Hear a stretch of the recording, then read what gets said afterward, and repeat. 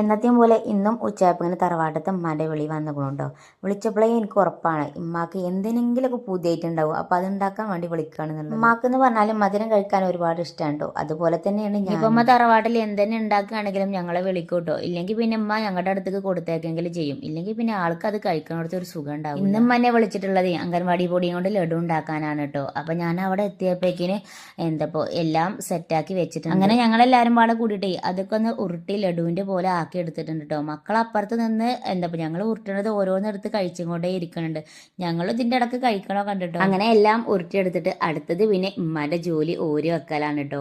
അപ്പോൾ ആദ്യം തന്നെ ഉമ്മ ആർക്കാ കൊടുക്കാന്ന് പറയും, പള്ളിക്കത്തെ ഉസ്താദ്മാർക്കാണ് കൊടുക്കുക. നമ്മുടെ വീടിൻ്റെ തൊട്ടടുത്ത് തന്നെ പള്ളിയാവും കൊണ്ടേ ഉസ്താദ്മാർ അവിടെ ഉണ്ടാവുമല്ലോ. അപ്പോൾ പിന്നെ അവർക്ക് ഈ നേരത്തിനുള്ള ഫുഡല്ലാതെ വേറെ ഒന്നും കിട്ടൂലല്ലോ. ഇമ്മ പിന്നെ വീട്ടിൽ എന്തെന്നെ ഉണ്ടാക്കിയോ അതൊക്കെ അവർക്കും കൊണ്ട് അങ്ങനെ ഉസ്താദ്മാർക്കുള്ളതൊക്കെ മക്കളുടെ കയ്യിൽ കൊടുത്തയച്ചിട്ടുണ്ട്. അത് കഴിഞ്ഞിട്ട് പിന്നെ ഇതാ ഞങ്ങൾക്കുള്ളതും അതുപോലെ തന്നെ കുഞ്ഞോളം അവിടേക്കുള്ളതൊക്കെ അമ്മ വേറെ വേറെ പാത്രത്തിലാക്കി വെക്കും. അങ്ങനെ ആ ഒരു പണിയൊക്കെ കഴിഞ്ഞപ്പോഴേക്കിന് ഏതായാലും ടൈം ഒരുപാടായിട്ടുണ്ട്. അപ്പോൾ പിന്നെ അമ്മ ഫുഡ് കഴിച്ചിട്ട് പോവാന്നൊക്കെ പറഞ്ഞു. ഞാൻ ഏതായാലും വീട്ടിൽ ഫുഡൊക്കെ ഉണ്ടാക്കിയിട്ടുണ്ട് പോട്ടെ എന്ന് പറഞ്ഞപ്പോൾ അമ്മ കേൾക്കണില്ല കേട്ടോ. അപ്പം അമ്മ പൊറാട്ടയും അതുപോലെ തന്നെ എനിക്ക് കറിയൊക്കെ കൊണ്ടുവച്ചിട്ട് പിന്നെ ഞങ്ങൾ ഫുഡൊക്കെ കഴിച്ചിട്ടാണ് വീട്ടിലേക്ക് തിരിച്ചു. അപ്പോൾ ഇത്രേ ഉള്ളൂ ഈ ഒരു വീഡിയോ ഇഷ്ടപ്പെട്ടാൽ ലൈക്ക് ചെയ്യാനും സബ്സ്ക്രൈബ് ചെയ്യാനും മറക്കല്ലേ. അടുത്തൊരു വീഡിയോ ആയിട്ട് വീണ്ടും വരാം. ടാറ്റാ.